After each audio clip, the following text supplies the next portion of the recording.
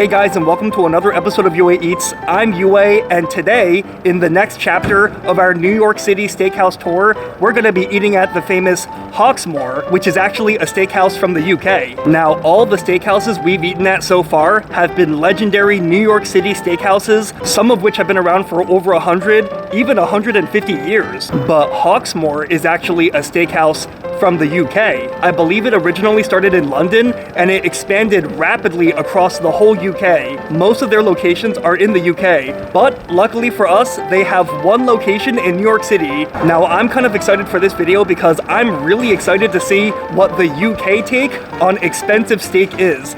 Let's go check it out.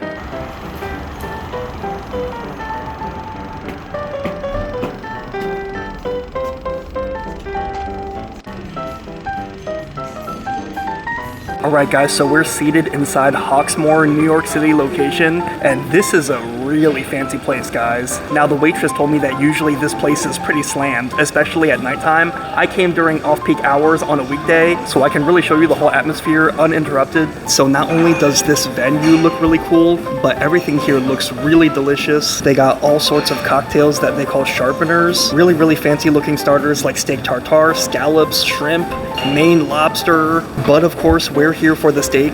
Lots of good options here. I love a good ribeye. I'm guessing that filet is filet mignon. I hear great things about that Chateaubriand, porterhouse, and T-bone. Also can't go wrong. But you know what, guys? I'm always looking out for you guys, and I always want to show options that are good on the budget. So let's go with the rump steak for 36 bucks. That's a very reasonably priced steak, so let's give that a try. Now, I believe British and American people use different words for different cuts of steak. Like, I think rump steak in the UK is actually sirloin, and I think sirloin in the UK is actually New York strip, so let's just order that and let's see if it's a top sirloin. I do want to point out that they actually do have a set lunch menu. They have 2 courses for 55 bucks, 3 courses for 65, but to be honest, I was really more interested in a steak and a sticky toffee pudding. I hear the sticky toffee pudding is supposed to be really good, although I guess that's a sticky toffee sundae, not a sticky toffee pudding. Not really feeling salad today, so let's just go with the steak. Wow guys, actually I was warned by the server that usually they have a 30-40 minute wait, but I guess it's because, you know, this place is pretty empty today. I came really out off peak time, so my steak is already here. So this is our rump steak, $36 rump steak, cooked to medium rare. It looks like it's got a pretty good crust. It looks really tender on the inside just by looking at it. Maybe not quite as tender as the St. Anselm hanger steak, but it looks pretty good. I gotta say, I'm a little bit disappointed by the size. I was hoping it would be a little bit bigger. This is the book I was reading, and this is the rump steak, so for context, it's a little bit smaller than I would have hoped. Now granted, this isn't a small book, it's a relatively big hardback book, but still, it's a little bit on the small end. Still, it looks like good quality meat, it looks like it's been cooked well, and yeah, it doesn't look bad. Let's give it a try. Weapon of choice, let's go.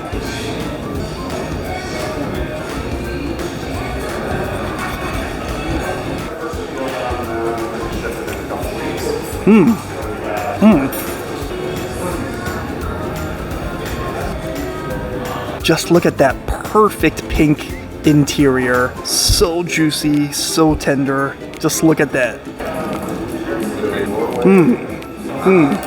The steak is really tender. It's got really good beefy flavor. It's really soft. I actually think this might be top sirloin because it tastes really similar to top sirloin. Now, the key to rump steak or top sirloin, any steak really, but especially less fancy cuts, cut it real thin and across the grain.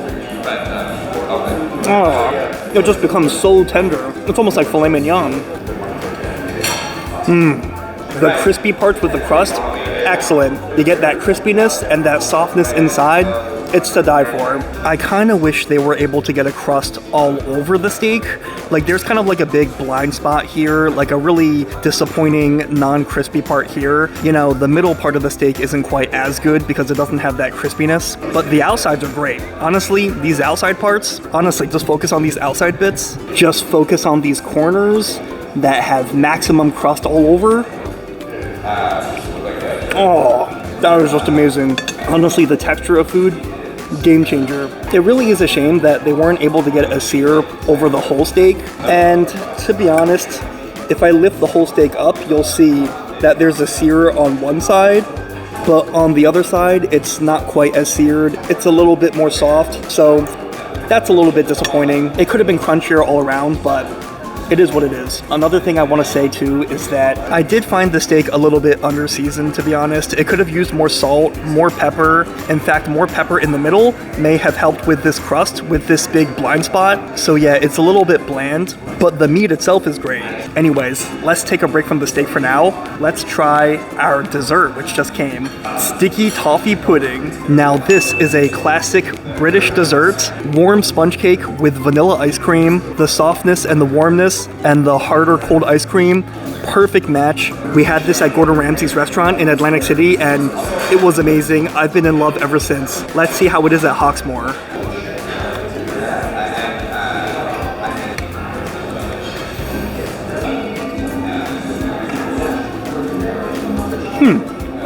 Interesting.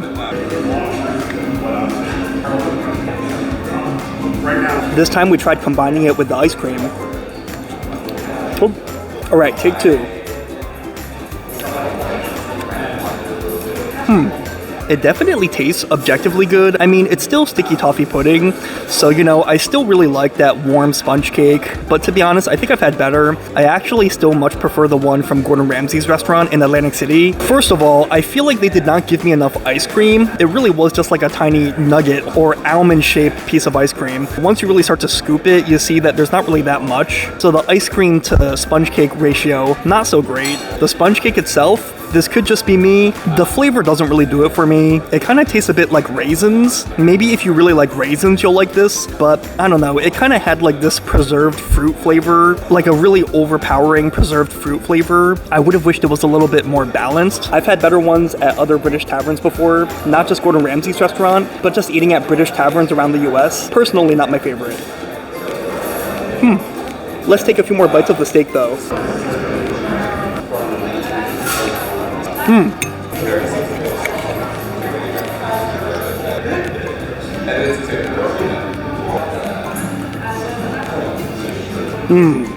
I gotta say, all issues aside, crust, seasoning, really good quality meat. For a less good cut like a rump steak or a top sirloin, I still overall enjoyed it.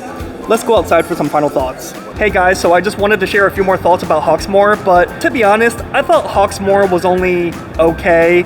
It wasn't bad, but it wasn't great. I know it was a rump steak, probably a top sirloin steak, so it already was not like one of the most luxurious cuts. It wasn't a ribeye, it wasn't a New York strip or a porterhouse, but to be honest, I felt like it was too small. It didn't really come with any sides either. Now, we went to the Old Homestead Steakhouse, the oldest steakhouse in the whole US, and they also specialize in top sirloin steak, but I felt like that was a pretty good size. This one though at Hawksmoor, pretty small, and I felt like the crust was not really consistent throughout. The whole middle of the steak didn't really have any crust. The steak also lacked seasoning, and I don't mean like I want it to be seasoned like a Latin American steak, but it really lacked salt and pepper, so that was a little bit disappointing. It was kind of bland. Now, I will say the meat itself was good, and it was cooked really well. It was cooked perfectly, and it was juicy, and it was tender. However, in my opinion, I found it under-seasoned. Furthermore, the sticky toffee pudding was also disappointing. I really like sticky toffee pudding. I was really looking forward to that, but I found that it had too much of a dried fruit flavor. Maybe if you like dried fruit, you'll like it, but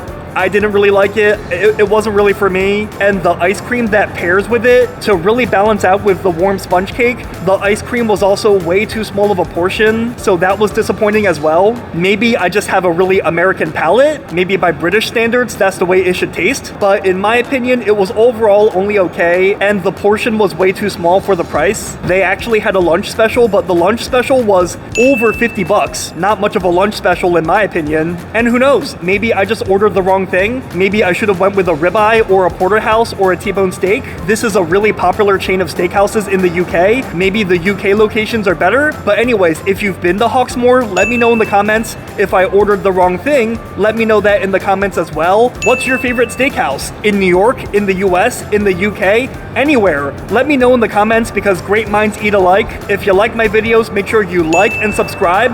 That way you stay up to date whenever I post another video. I gotta get going now as I need to run some errands. I'll see you later.